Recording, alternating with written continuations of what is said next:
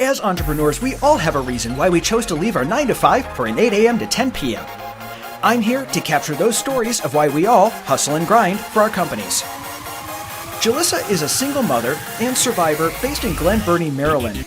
She is also a board-certified holistic health practitioner, healer, licensed minister, self-published author, global speaker, human design expert, and a trauma of money certified professional. Known as the Golden Child, she empowers women through her freedom framework and calm method applied in her book, The Healing Experience, and other platforms, products, and services. Featured in multiple publications and podcasts, her mission is fostering a community of women leading lives of purpose, pleasure, and peace. Her mantra, whatever you need to truly heal, it's all in you. So, Jalisa, thank you so much for being on the show today. I really appreciate having you here. And as part of what I do, stories are my thing. It's part of my career. It's part of what I've chosen to do. It's part of what my give to the world. And your story is really interesting because you're not just an entrepreneur, which has its own set of grit and resilience that just has to do with it, but you're also a single mom and you're a survivor and you have a lot of things going on and a lot of things that you've had to overcome. So I'm really excited to share your story with the audience today, and just really looking forward to having a good chat. Yes, Andrew, thank you so much for having me. I'm super excited to be here. I love sharing my story because a lot of people don't see that side of the entrepreneurship journey, the struggles that you overcome, the different challenges that you face in your family. They don't normally talk about that. So Mhm. I try to be very open about my experiences so that people don't feel so alone, like we talked about before we started recording. Mhm. Absolutely. And I think that's one thing that entrepreneurs, just let's just take that one little segment. We get really isolated because nobody knows what we're talking about. I mean, we're on a completely, I've explained this to other people, and I think it's a really good analogy where it's like sitting in a concert hall with an orchestra that's playing out of tune and everyone around you is like, this is great. You're like, no, it isn't. Something's wrong. It just doesn't seem right. Something isn't in harmony here. This is not going well. And I think that we get really isolated with it, but especially being a single mom, being a woman of color, being these things, that just adds on a whole new level. And so I have a massive respect for you kind of climbing yourself out going, nope, we're going to do this. We're going to make this work. But what I'd love to cut into a little bit first, and I always like this question because it kind of segues us into things. What is what is your ninja skill? Like what are you doing right now? What is your ninja skill? I would say that my ninja skill is connecting with people and building relationships. Okay. It's not something that we were taught in school, something that we grew up learning or being sharing about. They teach you, keep your hands and feet and objects to yourself. They teach you those basic things. But for me, some people have told me when I connect with you, I feel like I'm at home. I feel safe. I feel Mm, secure. I feel willing and able to be vulnerable and share okay. my story and my experiences with you because you're so open and welcoming and inviting. So for Mm. me, I would definitely say my ninja skill is building relationships and connecting with people and connecting people with other people because I always have a network of people and they're like, "Oh, I need this." And I'm like, "Oh, I got that. I got you." I know a lot of people like that, and I like to be that person as well, where I think for me it's I try to be that person that has a resource. So if somebody's like, look, I'm really struggling with X, I could be like, I know a guy. I know someone. you know. And so I think life is a team sport, and I think as entrepreneurs, people often think of entrepreneurs as being very selfish, and we're only doing our thing, we're holding our thing together. But I think it's a whole lot more fun when you create really cool things with your friends. That's how I do Yeah, it, and I that's why I say it. It completely sounds like you do agree. the same. Hmm. Yeah, partnerships, collaborations, just doing it as a team, doing it with other people, it makes life so much easier. I say all the time, relationships are the true currency because if you get to the end of your life and you don't have those key relationships, you're gonna have a very lonely ending. So if Hmm. you're prioritizing your relationships now, it's gonna make a huge difference then. Yeah. And I think you've had to learn that and build and work with difficult relationships and work through some things in your life as well. So especially single mother, divorced, been through a lot of survivor, you've survived a lot of things. Tell us a little bit about kind of that background, just what brought you to that place of I'm going to be the connector. So it was really having that experience of isolation after going through traumatic experiences as a child, and Mm, realizing that after I started to open up and talk about the things that I went through, mm, that helped people to open up and share experiences that they hadn't shared with anyone else. It was more so the experience of being able to see people freed from those experiences because they were able to open up about them, and seeing the impact that my story, my experiences, as traumatic as they were, had on other people. So to know that we're not doing life alone, we don't have to do life alone, and that my experiences weren't just for me, mm, I was able to see the impact and the value of building relationships and not staying in my situation or circumstance trying to do it alone. mm, So that translated into my business to see, like, yeah, I don't have to, like, yes, I'm a business owner. I have my own business, but I don't have to do it alone. mm, So collaborating, doing podcast interviews, having other people on my podcast, or different summits or different things that I do, it makes a huge difference. We make a wider impact and are mm, able to reach more people when we're doing it together versus doing it alone. mm. Exactly. And I think it's very true. And I think it's I'm really good at one thing and I suck at others. So I'll just, I know this. I know what it is. Bookkeeping is the one thing I'm terrible at. I know that I suck at other things. By bringing somebody in who can balance that out, I've seen a lot of entrepreneurs do very well with that and be able to, so that way then getting, and even Google did this. I worked a while ago with a professor of neurobiology who went through and said Google will actually stick people who are neurodiverse together. So one thing's like this, one thing's like this, one thing's like this, put them together in a room. And while there can be some conflict, some productive conflict, you get three different people talking in three different ways, and that would not happen if you're doing it alone because no person can have all of those different things. We're all good at some things, we're all bad at some things. So I think that's Exactly. awesome. That's awesome. Cool. So now you talk about your business. What is your business? So I'm a lot of different things, but more than anything, I'm a healer. That's one of Mm, the gifts that God has given me, to be able to empower other people to know and understand that they have the innate ability to heal themselves. But mm, sometimes, like we talked about, you need additional support, you mhm, need encouragement, you need additional resources and tools. So I am the connector for people to connect with themselves, to tap into that innate ability to heal themselves, and mhm, also give that power back to them to know that they can also help other people heal themselves.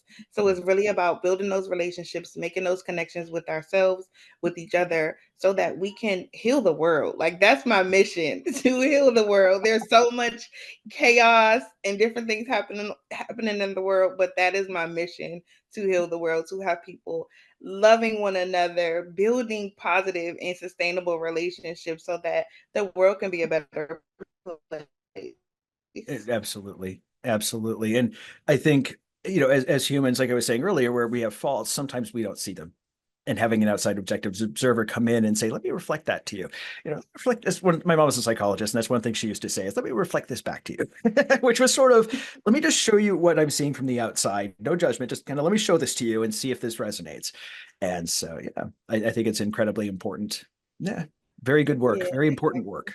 Because there's so Yeah, many thank people out you. there. We watch it all the time. There's so many people, and hurt people. And so trying to see all of these things and all of everything that's going on, I think a lot of that is a massive pandemic in the area, in the world at this point. So people call you the golden child. Where did that come from? So that is really where my original understanding of healing came from. Mm, So my mom, when she conceived me, mhm, my father and her were separated. okay. They were on their way to getting a divorce, Mm, still married, doing married mhm, people things, mhm, and got pregnant with me. mm, And in that experience, she had multiple fertility challenges and never carried a pregnancy full term. So mm. for me, there was already this chance of her losing the pregnancy. Yeah. And 6 months in, well, probably 4 or 5 months in, they told her that I would have Down syndrome. Mm, And 6 months into the pregnancy, they said that I would be born without a stomach and that my esophagus and windpipe would be fused together. And in that experience, she decided that, you know what, I'm going to believe a different outcome. So she went to a revival, had them pray over her, and she said the only thing that she remembers is feeling like she was being lifted off of her feet and that God was pouring gold into her womb. And when she went back to the doctor, they reran all the tests and they couldn't find anything wrong with me. No Down syndrome. I had a stomach and my esophagus and windpipe was not fused together. And of course, the doctors were freaking out because one, they were telling her to get an abortion because of all of the things that was going on with her pregnancy. And the other thing was they're looking at all of these different test results and they're like, we made a mistake. No, you didn't make a mistake. You saw what you saw. Yeah. But there was a different outcome than what you could see in the physical. So that's where the moniker the golden child came from. And that really is the golden child. I mean, yeah, that is it's amazing testament to what we can have, to what we can manifest if we have some faith in it, in our ability to do it. And I think that's one of the things that I see in a lot of entrepreneurs as well, is just that our mantra. Adam Savage said this on Mythbusters. He said, I reject your reality and I substitute my own. And I think that mindset really helps. It's like, no, I reject your reality. We're making this go right. I'm going to make this go. Sounds like your mom did the same thing too. Was she an entrepreneur too, or just like standard 9 to 5? Or I'm just curious. She's always been a 9 to 5er, but Okay. she's had these thoughts and ideas to be an entrepreneur. Got it. But it just, when you got to provide for your kids and do have certain responsibilities, sometimes the easiest thing to do is just stick to the 9 to 5. Yeah.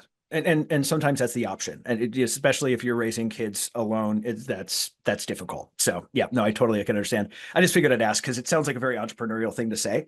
Yeah.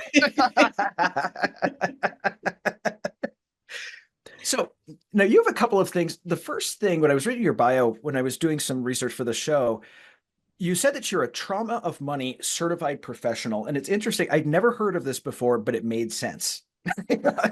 Something like that. Tell us a little bit about that. What is that? So we kind of have a similar upbringing, very challenging financially, different, dealing with poverty, growing up on government assistance, different things like that. For me, having that experience and seeing the way my parents related to money, I didn't want to do it the same way. So I taught myself things like bookkeeping. I taught myself things like budgeting. I taught myself things like really being able to manage money, pay off debt, manage debt, like those types of things. But having those experiences growing up, like hearing things like money doesn't grow on trees, or those things that you hear when your parents have financial challenges, really working to overcome them. I literally divine synchronicities, being in relationships with people. I saw this lady post that she had gotten certified in trauma of money. And I was like, what? Like, similar to you, what is that? What's that? Like, it makes a lot of sense because we do have a lot of trauma around money, but I had no clue, never heard of it. And I started doing research. I reached out to her about it, and she was like, yeah, you can get certified in it. And it was literally just the one of the best certification experiences that I've ever experienced, because it not only helped me with my relationship with money, but it helps me to support other people in healing their relationship with money. So for me, it was twofold, really working on my relationship with money, as well as being able to support other people with theirs and heal that trauma around the different experiences that we've had around money. Exactly. And I see that one of the so part of my background was writing presentations for a good friend of mine, now an awesome mentor, Chris, who is helping people to overcome money. And I see it so often where people, and I saw it with my parents. I mean, my parents were pretty well off. I mean, we were solidly middle class, but there still was a trauma around money. There still was this, because my grandmother, my mom's mom, grew up very, very, very poor. And so there still was this kind of, it went through the generations. And so my mom's like, when we did some of her estate planning and I found out how much she had for retirement saved, it's like, you're going to do all right, but not quite. There's probably going to have to be some supplemental things going on here, but it's that money is scarce. Money is, I'm scared of it. I've feared it.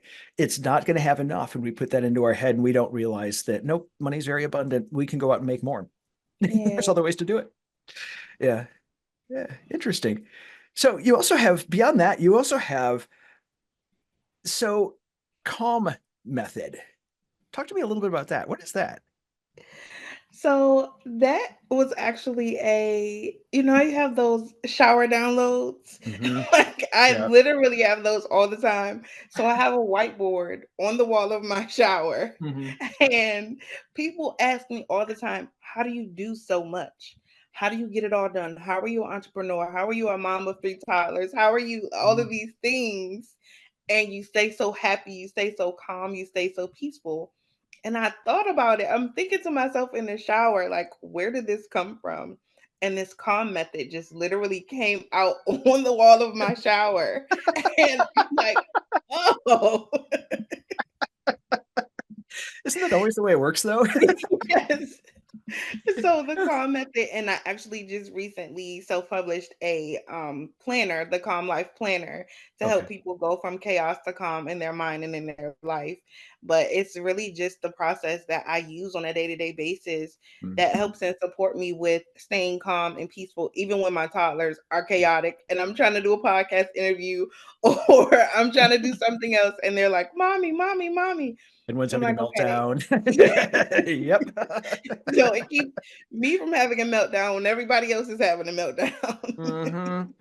So that takes a huge amount of that takes a huge amount of emotional intelligence as well to do that and to understand where those triggers are coming from and especially with three toddlers. Yeah, God bless you. Uh, having been to that rodeo, it can be difficult, and so good. I like the fact that you're bringing that calm. And now, calm is an acronym. And, Yes. and first of all, I just want to say, am I saying that right? It's the Freedom Framework and Calm Method. So it's the whole Yes. thing. Okay. No, they're two Okay. different Cool. frameworks. I just want to One make is sure. from Okay. my book, the other one is from my planner. Okay. Okay. Now, calm is an acronym. What is it? What is it? Just a brief overview. Well, the link to your book in the comment and the description, so that way they can take a look at it, get it. What does that calm stand for? Like, what is the basis for that calm method that you kind of maintain your chill when you need to? Yes. C is for checking with yourself or your higher power Mm, to really see if there's an area that you're having a challenge with, whether it's finances, relationships with your kids, whatever the case may be. Check in to see where you are in that moment, to see what it is that you might need. mm, A is ask for support or accountability. mm, That is one of the biggest things that has helped me in my life's journey, accountability, to really see, like, okay, this is what I desire to do, but I mhm. also have this additional support that is going to help me to stay accountable and stay responsible to what I desire to do. There's my 2-year old. L stands for literally just lost my track of mind. I totally get Um it. Train of thought derailed for a second. I know that feeling, man. I know that feeling. L stands for, let me grab my planner. It's all good. Look at what's working and not working. A lot of times we don't assess to see, okay, this is what I've been doing, but is it working or not? To see if there's something else that I need to do or need to shift or change. And then M stands for make the necessary adjustments. Hmm. So as you've done the work to review what's going on, what's been happening, what are you going to do to move forward to make the adjustments? So that's the calm method. What are you going to do to actually change the situation that's going on? And I like how that, Exactly. and I like how it is where it's sort of, identify and handle it. And so I love how you also incorporate that check in, ask for help, get somebody getting outside. Because if you're not, I mean, if you were able to handle it yourself, you would handle it yourself. If you were able to see Exactly. it, you were able to see it yourself. So yeah, I love that method. Huh, interesting. Cool. And now, do you have like courses around this or just the book or kind of what? So I have the planner. I also have a workshop that I do around it. And then other people have been asking me to, bring it to their organizations and different things like that. So it's definitely a newer framework. What I would say within the past 6 months it came to be. Yeah. So it'll definitely be in some other spaces and places. As somebody who is currently working on a framework right now, I get it. It takes a long time to do them because I don't know if you ran into this situation, but for me, I was just I come from a line of speakers. So my grandfather was an amazing speaker. My mom's an amazing speaker. I'm a good speaker. So it's just one of those things where it just was natural. Trying to sit down and come up with a framework is kind of like trying to teach somebody how to tie their shoes. It seems really easy, but it's not. I don't know if you had the same experience. Um, it was really a lot of my experiences, but then when I started to share it with other people, get their feedback, they're like, this really works. So that part of it, like really getting the feedback, Mhm. helps to say, okay, I might be onto something. And that's what I do with my framework too. Like we said, we can't always see stuff, so I went out to some of my mentors and I'm like, hey, can you check this out? Does this make sense? Or is this awful? What's going on here? Help Exactly. me out with this.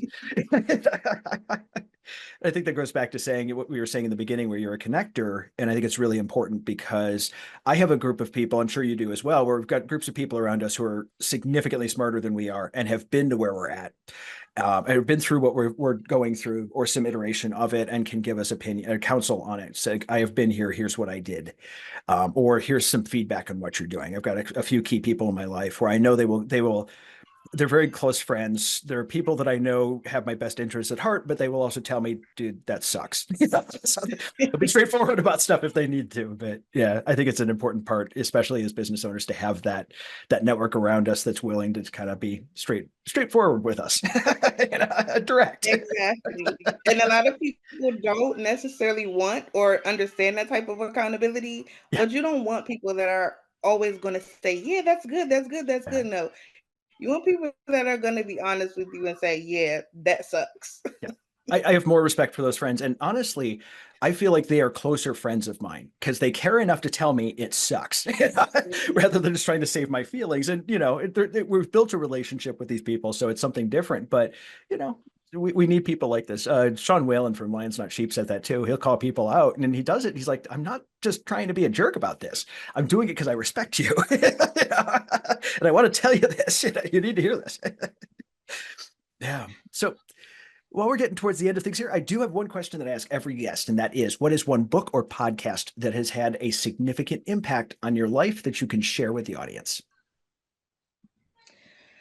So, the book that made the most impact on my life more recently was Oprah's What Happened to You. Hmm. And I mentioned to you about the different experiences that I had, traumatic experiences, even, with my first marriage. Mhm. And I realized that it's not always, people will say what's wrong with you Mhm. if you're acting out in a certain way, but this Yeah. book shows you that yes, you've had traumatic experiences. It did literally change how your brain functions. Mhm. So, really understanding what happened to you and the impact of that helps you to live a completely different way than this idea of something being wrong with you.